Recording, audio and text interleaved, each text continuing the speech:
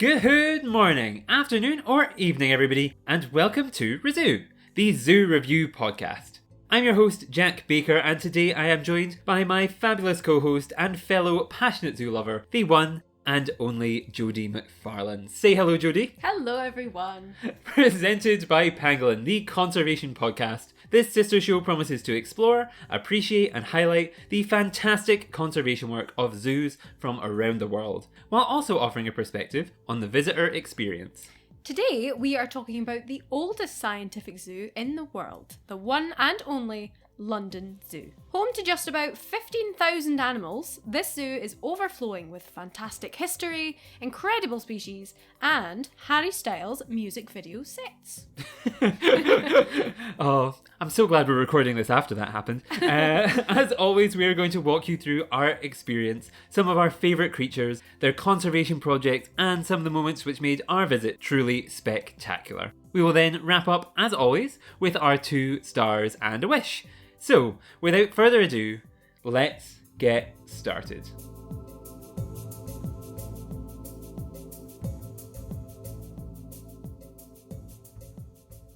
So yes, welcome back to the show. Once again, of course, thank you, Jodi, for joining me on this review of the fantastic, wonderful, not to give too much away right off the bat, the fantastic London Zoo. As always, I need to start by asking you, what were your preconceived notions? Had you ever been to London Zoo before? What were you expecting when we first walked through the doors? So, I had not been to London Zoo before, so Okay. I didn't really know what to expect. I had heard from you that it was good because you'd been before. I loved it. Yeah. And I knew that it was sort of within a park in London, which I think was a bit misleading because I was expecting it to be small and just feel like some sort of little side attraction in a park, you know? Whereas it felt like a proper legitimate zoo in itself. It just so happens that it's located in a park, which is massive. Yes. So the zoo itself is big, the park it's in is even bigger. Yes, it's right on the edge of Regent's Park. It is beautiful. It's a fantastic place. The park itself, if you're there early, make sure and walk through. Yeah. I had been to London Zoo once before, never when I'd been down to London throughout my childhood, but when I went down quite recently on my own and I got to pick all the activities, first thing on my list I was like, we're going to London Zoo, dragged my friends along about a year ago, and yeah, it was a fantastic, fantastic time then, and it was a fantastic, fantastic time this time round, and I feel like I left it a good long enough time between visits that I still appreciated and kind of saw everything again with new, fascinated, kind of entranced eyes, which I think was the kind of perfect kind of viewpoint to have for this kind of experience, especially when we're kind of going in now with a little bit of a ReZOO mindset where I'm like looking at things. It's nice to go in kind of a while after the last visit. So yes, really excited to talk about it today. And yes, I guess, what was your first impression when we walked through the gates, Jodi? Mine, personally, I think was really, really nice. The queuing system was so fast. We got through so quickly.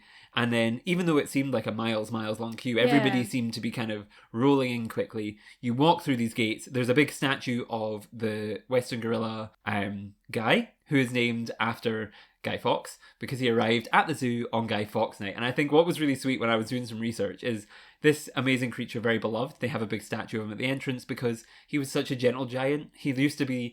birds would fly down into his hands and he would just hold them. And a gorilla, I feel like, gets the reputation for being these kind of aggressive things. But this is such a nice memorial. You can get your picture taken next to it. This nice kind of sets the tone of just niceness that you're walking into.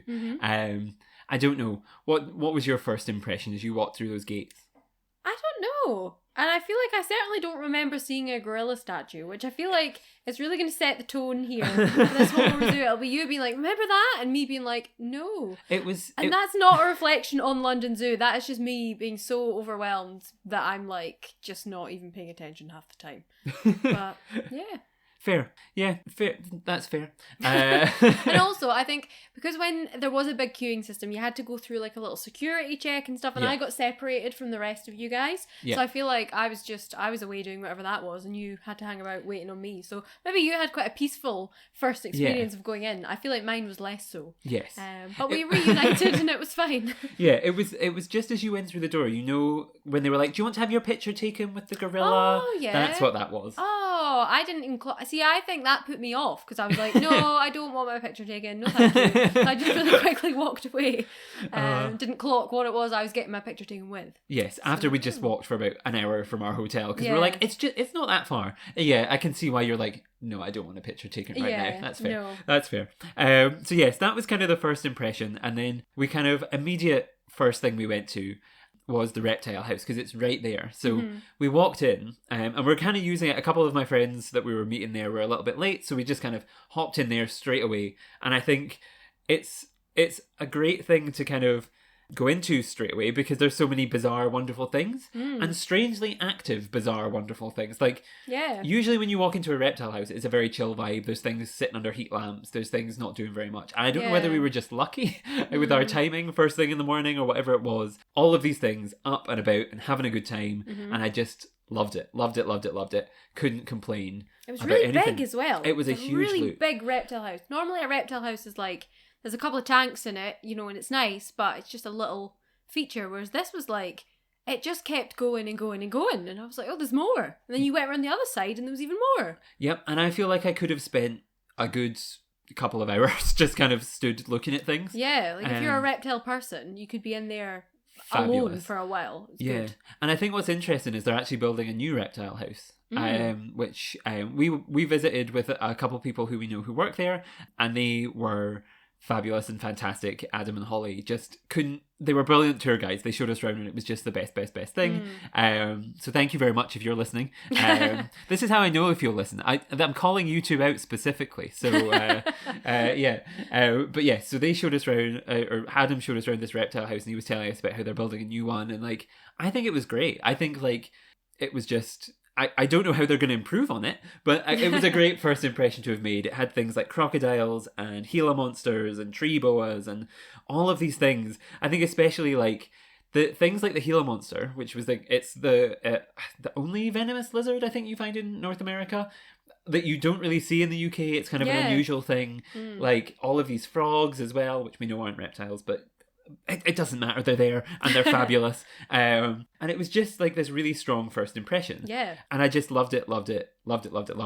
And yes, I think a great thing to walk into. And so yes, as I kind of mentioned, we kind of gone into that first because we were waiting on a couple of my friends. So once they'd all arrived, they came, kind of had a loop round, they looked at the crocodiles, they heard me go crikey, and then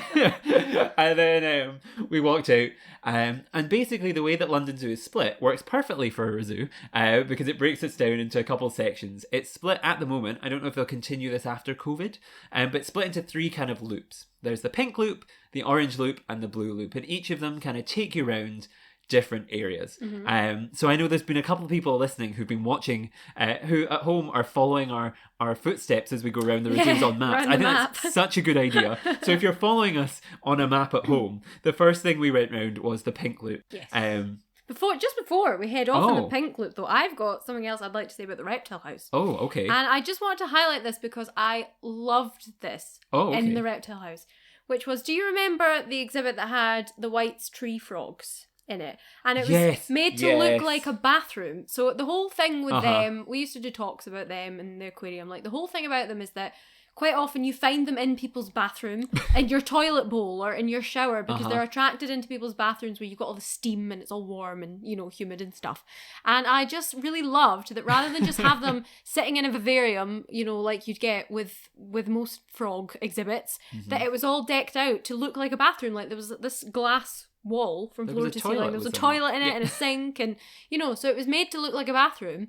And at first I was like, oh, what's this? Is it? I just thought it was like an empty exhibit that was just there to, I don't know, raise awareness for some kind of conservation issue. And then I clocked a little frog just like sitting on a shelf and realised what it was. And I just thought that was such a creative exhibit in there. And I loved that. And I just couldn't let it go past without just shouting out to that. I just thought that was so cool. Now, I like to think of myself as a good interviewer, but I feel like I've been rambling. I'm too excited by London Zoo that I'm not even bothering to ask you questions. And I tried to skip over your points. And I think that was a mistake on my part, because I think that was actually a very good, very, very good point. All of these things were so well designed, but that really stood out as a highlight of something that is bizarre, interesting, Yeah. kind of strange, It's a really kind of creative unusual. way to do it. Yeah, I couldn't agree more on that one, actually. Fantastic.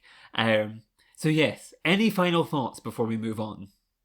It also had a bit where that was where they filmed the scene in Harry Potter, where in the first one, where where the glass like Where he falls disappears. through. Yeah. Yes. So there's a little plaque thing being like, this is where this happens. So just a really, and I feel like this is going to be a theme all the way through, is like the History. historic aspect of London Zoo. And I feel like it was nice that you walked in and that was like the gorilla statue and then that scene from the film, like two big historic things right off the bat. I like it because you've got a mix of both history and culture, because it's the zoo placed in London, where London is so filled with culture and art and music and all of these things that it makes sense that this becomes like a zoo hub of these things in a way. It's very strange. Like so modern, but then like a real historic element as well. Yes. We'll touch on that many times. I think so. I've written many notes on the history, and I think the guidebook as well at the end has a whole timeline of events, which I might just run through quickly for you all, because it's so interesting to look at the history of this zoo.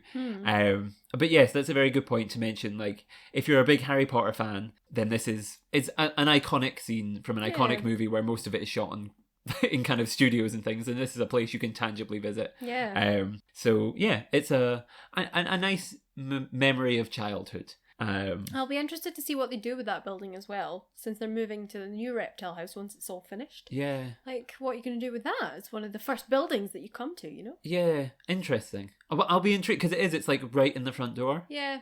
And there's nothing wrong with the building, you know? Like, it doesn't look bad. It's still functional. Still good. So. And as we'll come to at the end, it looks like the Komodo dragon house is kind of tacked on the back of it. So how they would convert or whatever. I'm intrigued. Watch the space. I suppose, quite literally. But yes, so that was the Reptile House. And as I was saying, London Zoo is now kind of split into these 3 loops. Pink, blue, orange. I was so proud of myself remembering those the first time that I was really worried when you interrupted. I was going to be like, oh no, I'm not going to remember. But no, those 3 colours.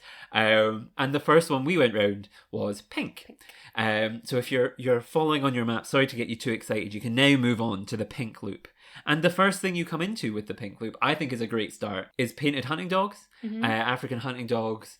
They are, of course, a fantastic species, I think, to first walk into. The zoo itself, ZSL, the Zoological Society of London, who runs London Zoo, do a lot of work, I believe, in Kenya to kind of support the species out in the wild. And so it's a great kind of first ambassador species. It's an interesting species. When I went last time, they were all kind of running around. This time they were a bit more chilled out and sleeping, but still somehow cute when they're chilled out and sleeping.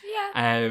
And so, yes, it's a great space. It's a very long, thin space, but it's a clever use of space, I suppose, because obviously London, you're kind of not crammed in, but you kind of have to be clever about how you use it. Clever with the space that you've got. Yeah. And so I thought it was a clever use of space to have these guys kind of along the edge of the zoo. And yeah, I really love them. I don't know what it is. I've just always loved. I remember they used to have them at Edinburgh Zoo, and I remember always just could stand and look at them for hours, and this was no different. I don't know. Thoughts on the hunting dogs, Jodi? Nothing really to add. I feel like that whole area is quite nice because there was a sort of little, I was going to say a burn, but that's a Scottish word, you know, like a little sort of bit of the river that separates that from the other side. And yeah, it's just quite a nice little area. And I again, it's that thing of, because it is in the middle of a park, like when you're on the outskirts of the zoo, it's kind of nice to be reminded that you are in the middle of a park and that like you can see the normal outside world going on just across the river, you know? So yeah, it's quite a nice area. And I think that's what's quite interesting. We'll maybe come back to like future developments at the end when we're talking about the history and the legacy. But yeah, from that point you can see across the river where they're developing new stuff for the zoo as well. Yeah. So kind of an interesting kind of look at like cool stuff plus the future of the zoo all rolled into one.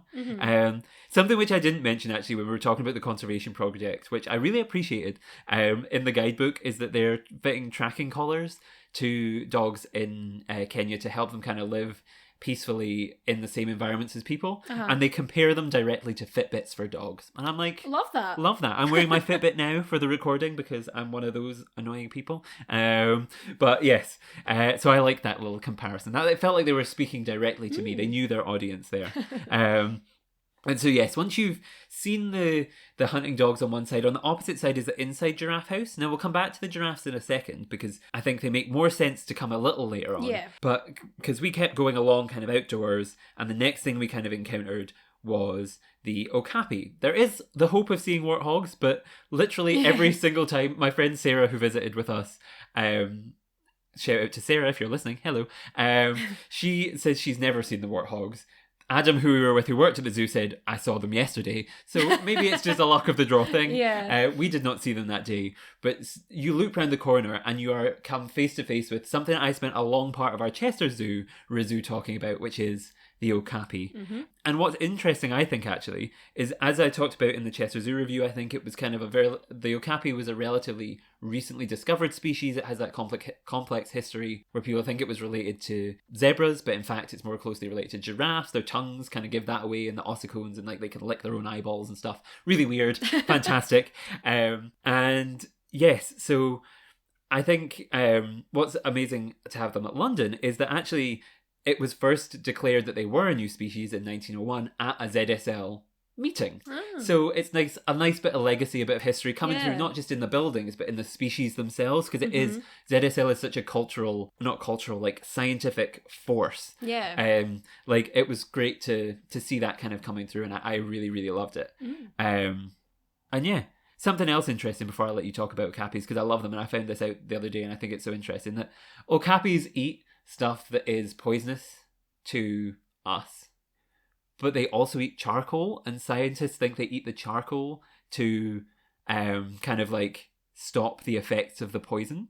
They're weird. I just love them. They're really weird. Yeah. I mean, I feel like I don't really have much else to say because they're very much they're your thing. They're the my thing thing. you get so excited about. But yeah, I didn't know that about the I mean, that's mental. Yeah. Bizarre. Why bother eating the stuff in the first place? I don't know, but love it. Good for them. Yeah, obviously the zoo as well has contributed to breeding programs and all this sort of stuff. So big love for okapis. And yeah, before I talk welcome to the Okapi podcast, I need to actually, if there's any people who study okapis out there and you're listening, I'd love to interview someone about them. They're one of my favourite animals. So yeah, hit me up. But yes, next you come kind of along, you've kind of looped round, you come back and you're passing giraffe and zebra. Two classics. You have plain zebra, which, interesting fact about the zebra for you, according to the guidebook. This guidebook was fantastic. I'm going to keep coming back to it because it was fantastic. Yeah. Tells you about the fact that they use their stripes to confuse or dazzle predators, which I think a lot of people would think, why black and white stripes? It seems obvious. They're used for dazzling. And yes, giraffes. London Zoo's had giraffes since 1836. They are about 5.7 metres tall. They're working in Kenya to protect their habitats. London Zoo is, that is, and not giraffes. They're doing all the work themselves. And yeah, just two fantastic, charismatic, classic kind of species, which I think is really, really interesting. And there's more history here. Yeah. I don't know, do you want to talk about the history About the building? About the building itself? Yeah, so see, this is a benefit of going round with people who know the zoo really well, because obviously they work there. But yeah, they were telling us that the Giraffe House is the only building in the zoo that is still used for the original intention that it was built for. So that building was built to be a giraffe house, and it is still the Giraffe House. All the other original buildings are now used for something different than their original purpose. And I just thought that was just really cool. And I think Adam also told us that the guy who designed it had never seen a giraffe before and was just told, like, this is what they're like, this is how big they are, this is kind of what we're looking for. And he was like, okay, cool. So he built the house, having never seen a giraffe, and he produced what he produced. And it's obviously still pretty good if they're still using it today. Yeah. So, I mean, that. unless you had history. unless you had some very, very thin elephants or something to get through. It's kind of a very species specific. Yes.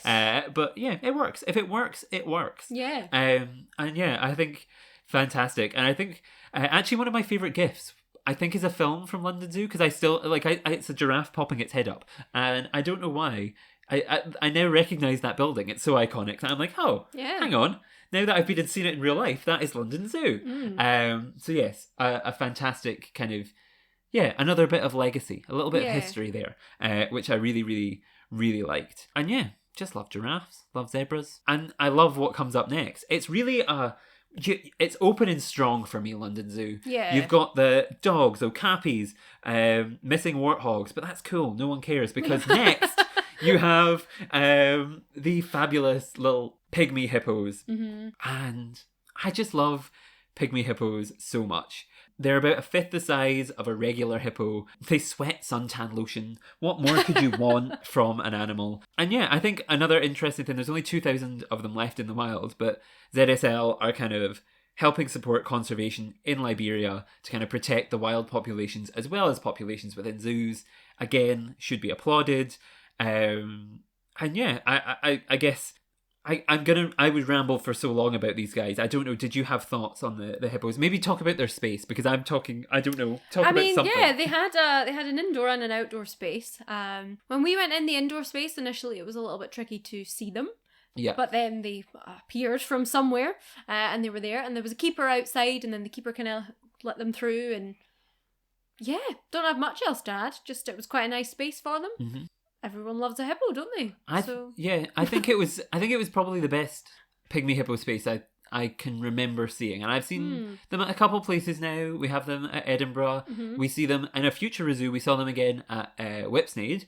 But London Zoo, I think, really, I loved the space, because it seems, anyway, I don't know how big it is in terms of square footage, but like if you were charging that rent on a London flat, it would be thousands of millions of pounds to rent a space that big.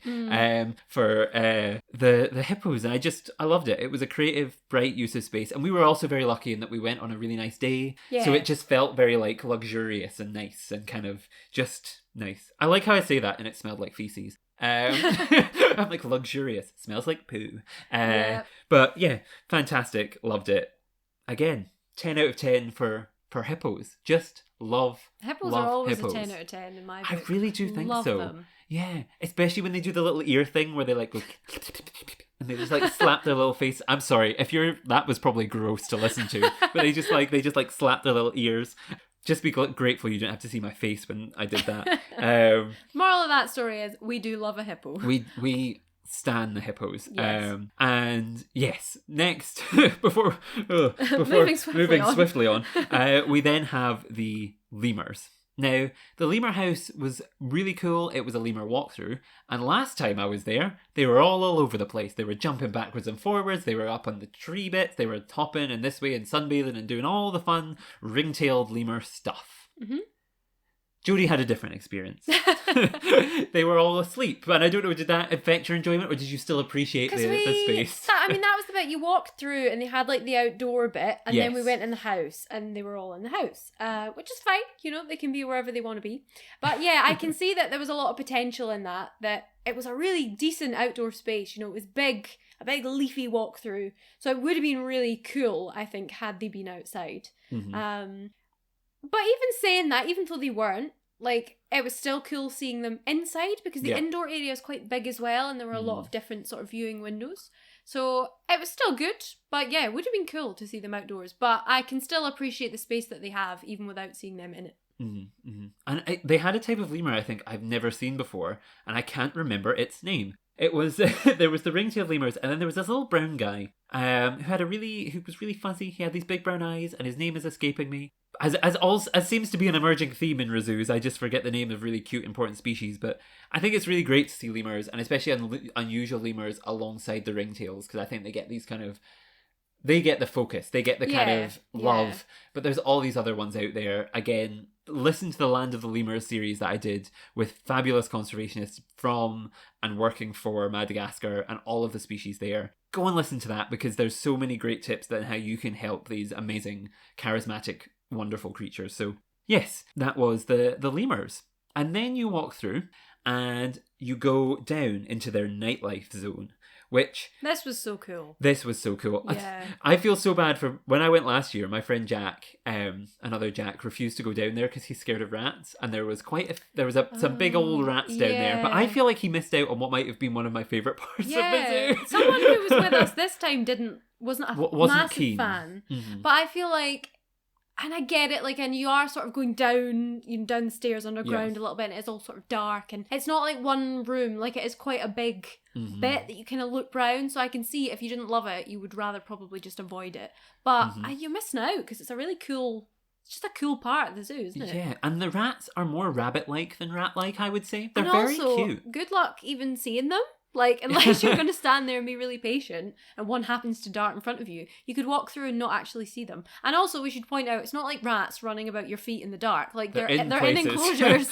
So you'll be fine even if you don't like them. Yeah. But, yeah. I love them. I love them. And yeah, I think it was Lauren, my friend Lauren, who met us, didn't like rats. But by the end of the day, they have a bug house that we'll talk about later on. We were just talking about this kind of like, let's destigmatize and de-villainize these things that people are usually nervous around. So like rats and spiders and stuff. And we're like loving the rats. And when like my friends who were kind of nervous of the rats were looking at them, by the end they were like, they're actually quite cute.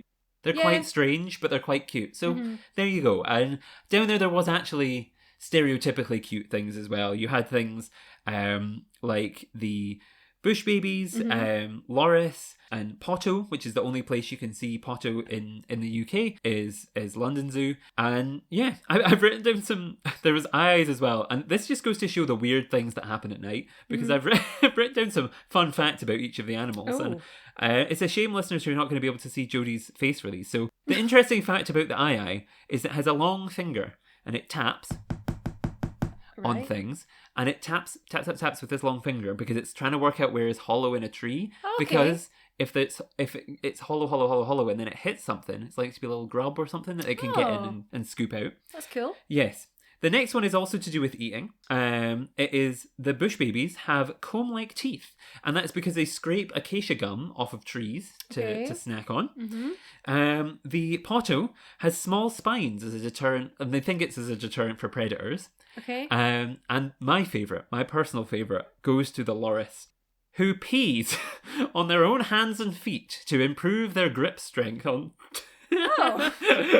like weird, isn't it? Like it just it's just bizarre, but I just love it. So weird things happen at night, and that's why you have to go down and see this area. It's fantastic. It was like a really weird bit and a little bit creepy, but really cool at the same time. Yes, so, exactly. And also really dark, which I know sounds mental because like it's a dark nighttime zone, but like, you know, normally you have a little dark zone in a zoo, and it's not really that dark. Like there's still some lights. I felt like I couldn't see where I was going down there. So it's a really immersive experience, and there's just things sort of darting with about. the red light on it as well.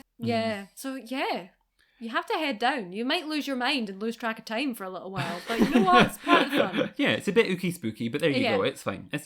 And yes, then you come upstairs and you are granted the light again. Yes. And you see the Rainforest Life zone, which again, we go from strength to strength because in here you feature sloths, you feature tamandua, you feature monkeys and bats and all sorts of weird things that are small, unappreciated creatures, I think, but are so fabulous and fantastic and wonderful. And yeah, I guess I've written down some weird things about these animals as well. Would you like to hear them? Oh, does it involve pee again? No, there's no pee. Okay, there's no pee. Okay. So the sloths are not just slow in movement, they are also slow in digestion.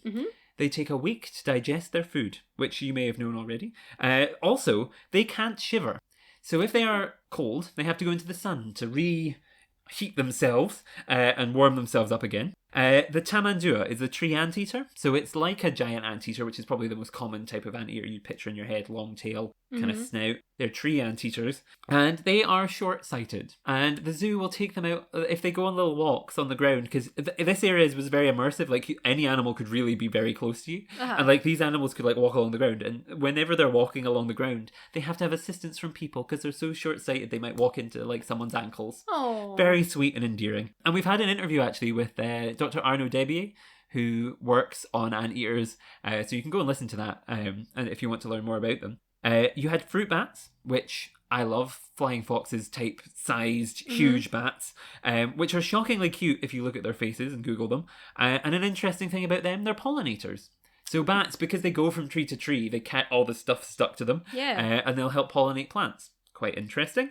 It's probably worth pointing out there as well, in case anyone's listening being like, oh, bats, I'm not going in there. Like, they weren't like flapping about your head. They were just they were up in a corner and you maybe spotted them if you were sort of eagle-eyed, but nothing to be afraid of there with the bats. Yes, and then there was a couple different types of monkey, including the golden-headed lion tamarins, and I've described it on my notes as the chill Coppery titi monkey because he was chill. It was just like lying there, and I thought it was very funny because it was like lying along a branch with its arms and legs dangling. It would stand stand up and just kind of drag itself along and then just go immediately back to the way it was. Just like this, like it wanted to be moved because it was a bit uncomfortable, but not so uncomfortable that it wanted to do exercise, which I appreciated.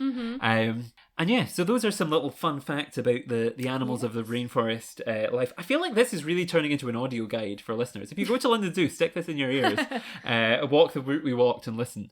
But yes, thoughts on it? Thoughts on this? My favourite bit of this was probably the sloths, and just that they were just so close there. Yeah, and I mean, I know that when we went to Chester, I remember my mind being blown because they were just hanging on these ropes up above our heads, rather than like being in an enclosure. Yeah. You know, and it was the same with these guys. Like you might have actually sort of missed them if you sort of did a double take and went, oh, there's a sloth like right there, just hanging. And there was a sloth within a sloth because there was actually two, but it was all like curled up, and it took a while to go, oh no, wait a minute, that's two curled up together. And it was just a very lovely experience. And the member of staff from London Zoo that we were going around with said that they just sort of move, you know, they can move, they'll be in a different position each day, they have their own little fave spots. And they'll just sit there. Yeah. And I was like, you know what, love that. Love that.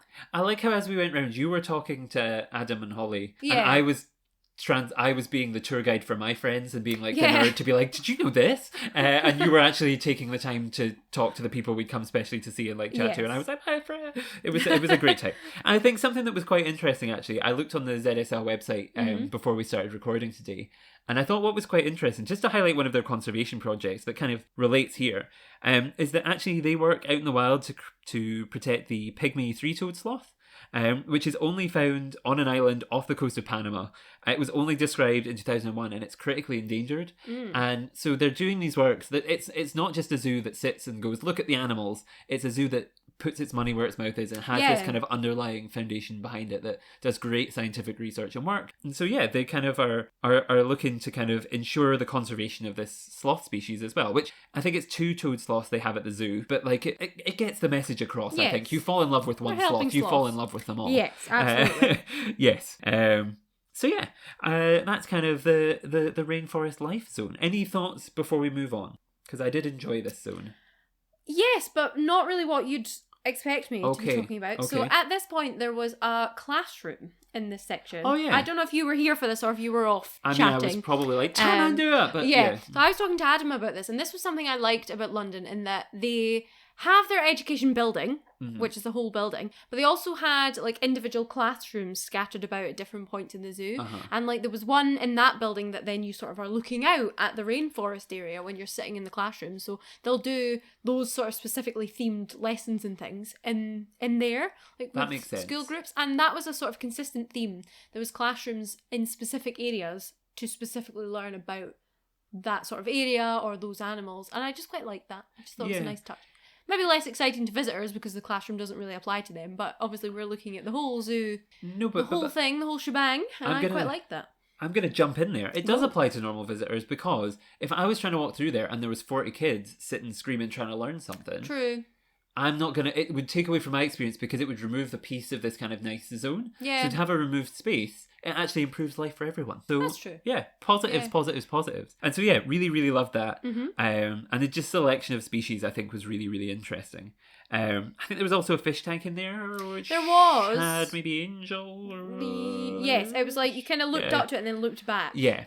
So there was that in there as well, but it was cool. It's nice. That bonus. was the point in there where I started being like, Jack, we need to start getting a move on because look what a tiny section of the map we've covered and we're running out of time. So I started to be like, it's time to go. Time to step it up a notch. I like how you just don't believe me, having had been there before. I was like, we'll be fine. You were like, and we were with time. Staff members, and I was like, no, we need to go. We need to pick up the pace. It was fine. I was stressed by that point. You're always. This is the one thing you'll know about Jodi by the end of this, if you listen to many ReZOOs, is she gets very stressed about getting around everything. I just panic that we're going to miss stuff. So I'm like, let's just get round, see everything, and then with whatever time we've got left at the end, we can go back and take a leisurely amount of time and take lots of pictures and, do whatever. But I want to make sure we see everything.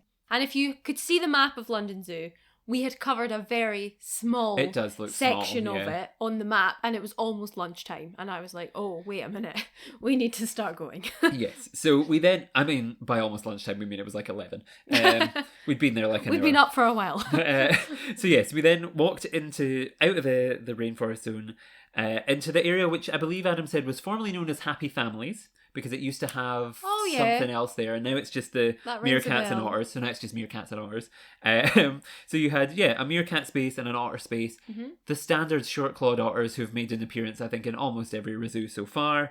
Fabulous space. They were all out looking, squeaking, having a good time. They had a good underwater viewing point, which I think is good, because not a lot of otter places that I've been, you can kind of see them with the water. So really cool, interesting. And yeah, meerkats are...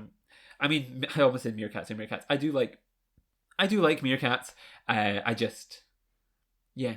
wasn't overly excited because I've seen them a million times before. Yeah, we've talked about them a million times before. We were the same with that. We were like, yeah, that's nice. Let's keep going. Yeah. So yes, kind of cool. And I believe there was a little bit of history with the building, but that's kind of opposite them. And I can't remember if Adam said it was something to do with elephants or gorillas, or it was like an old house. So again, you kind of have this older house being brought in. He was telling me about that. I love all the history to do with stuff like this. I love to know what something used to be. Yeah. So they said it's a listed building, which will become a theme as we go on through this. It's a listed building, so they can't sort of knock it down and they can't change it. But it used to be with the gorillas, I'm sure he said. Yeah. And something to do with it moves. Like the whole enclosure can move.